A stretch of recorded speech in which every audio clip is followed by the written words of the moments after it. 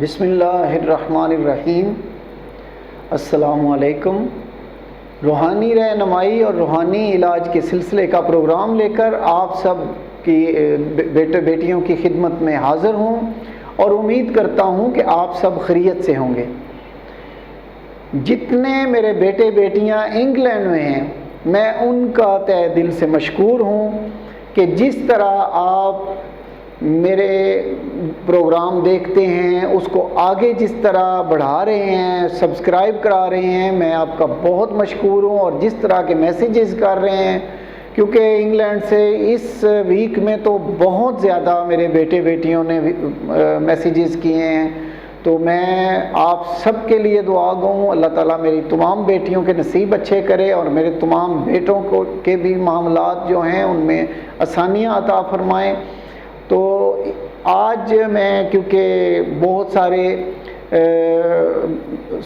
Phone آئے اور messages آئے، تو میں نے سوچا کہ یہی میں آپ کو بھی ایک آسان سا بتا دوں وظیفہ کہ جو آپ فوری کسی کو ضرورت پڑے تو آپ کر سکیں۔ اسیب دور کرنے کا وظیفہ بتاتا ہوں۔ اگر کسی میرے بیٹے بیٹی کو یا بہن بھائی کو یا کسی کو بھی آپ کے ریلیٹیو میں، آپ کے دوستوں میں کسی کو بھی تکلیف ہو، کوئی اسیب زدہ ہو، اس کو کوئی اسیب نظر آتا ہے یا پھر وہ تنگ کرتا ہے یا اس کی کیفیت عجیب سی ہو جاتی ہے، تو آپ نے کیا کرنا ہے؟ اول 3 مرتبہ درود پاک پڑھنا ہے، اس کے بعد 3 مرتبہ سورہ جن پڑھیں گے اور آخر میں 3 مرتبہ درود پاک پڑھتے ہوئے اس کے اوپر، مریض کے اوپر دم کر دیں گے، اس کے سینے پہ بھی پھونک ماریں گے۔ اور اس کے علاوہ آپ نے سامنے دیے ہوئے نمبر پہ فون کر کے اس کا نقش بھی منگوا سکتے ہیں۔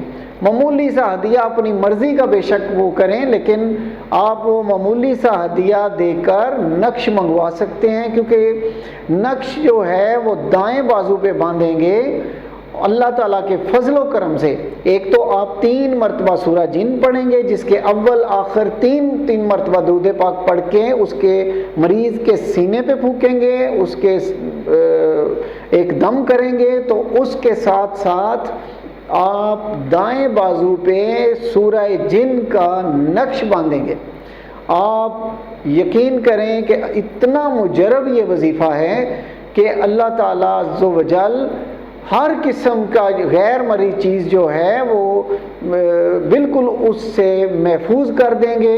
اللہ تعالیٰ آپ کو شفائے کاملہ عطا فرمائیں گے، ایسی کوئی چیز آپ کے پاس نہیں رہے گی جو آپ کو تنگ کرے۔